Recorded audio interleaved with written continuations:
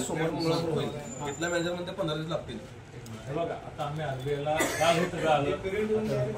आरबीआयला आज सकाळी मेल केलेला आहे की इमर्जन्सी बेसिस दिवाळीचे ताबडतोब आम्हाला एक 15,000ची विड्रॉलची परवानगी द्या. हा मेल त्यांना आता केलेला पाठपुरावा करतो. तो मेल पहिल्यांदा आम्ही करून घेतोय. दुसरी गोष्ट, एकंदरीत हे निर्बंध लावले ते जे मार्च बेसिसवर लावले त्याची तुम्ही सप्टेंबरला बेसिस घेतलं तर त्या निर्बंध लावण्याची आवश्यकता नाही हे त्यांना आपण समजावून सांगितलेलं आहे की तुम्ही सप्टेंबरचं बॅलन्स शीट घेऊन तुम्ही सगळे निर्बंध उठवा. त्याच्यामध्ये आपण त्यांच्या ज्या अपेक्षा होत्या कॅपिटलमध्ये एवढे पैसे आले पाहिजे किंवा वसूल एवढे पाहिजे त्या सगळ्या निकषापण पूर्ण केलेले आहेत आणि त्याप्रमाणे त्यांना आपण सगळे निर्बंध उठवा म्हणतोय. पण ते उठवायला एक 10-15 दिवस लागू शकतात.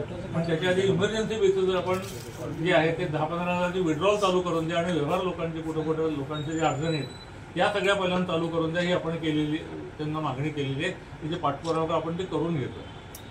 त्यानंतर मला नोटीस आली ना 4 वेळा तुम्हाला नोटीस आली ना आरबीआयची अजिबात नाही. काल 4:30-5 माणूस आला आणि 5:30 त्यांनी ऑर्डर सुरू केली. आता खाली तुमच्या बँकेचा कर्मचारी आम्हाला काय म्हणलं माहिती आहे का, तुमचे जे हप्ते जे आहेत ना पुढचे जायचे ते हप्ते तुमचे तुम्ही ऍडजस्ट करा. आता खाली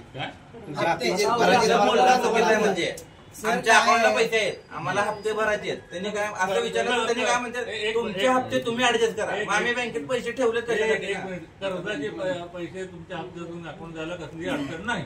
कर्जाचे पैसे नाही, आम्हाला दुसरे हप्ते भरायचे आहेत अकाउंटवरचे काढून. इथल्या पुरते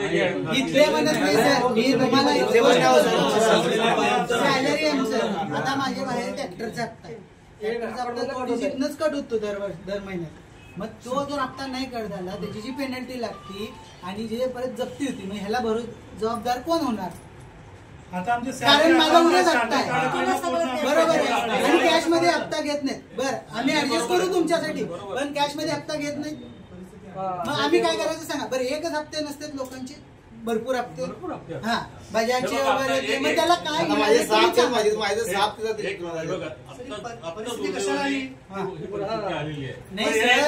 आम्ही आता दिलेलं वरती की हे ताबडतोब आम्हाला हे विड्रॉलची परवानगी द्या आणि 15-20 दिवसामध्ये पूर्ण 15 दिवसात सगळे हप्ते सहसूद देऊन काय करायचं. ही पण गोष्ट झाली. आता माझ्या घरात इमर्जन्सी आहे, मला आज बिल करायचं तर मग मी आता पैसे ऍडजस्ट करतो. स्वतःचे पैसे असून मी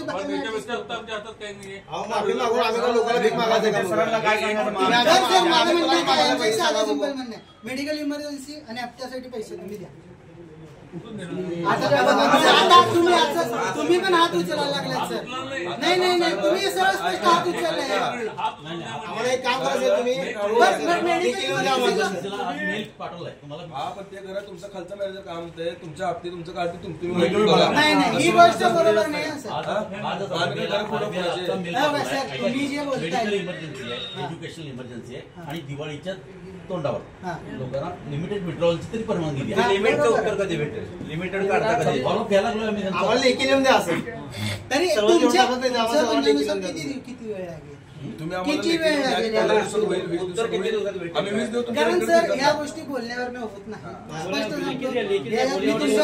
शकत नाही. तुम्ही माझ्यावर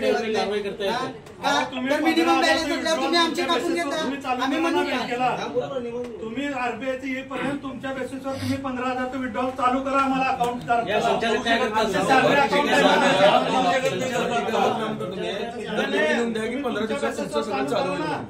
सॅलरी अकाउंट आहे ना.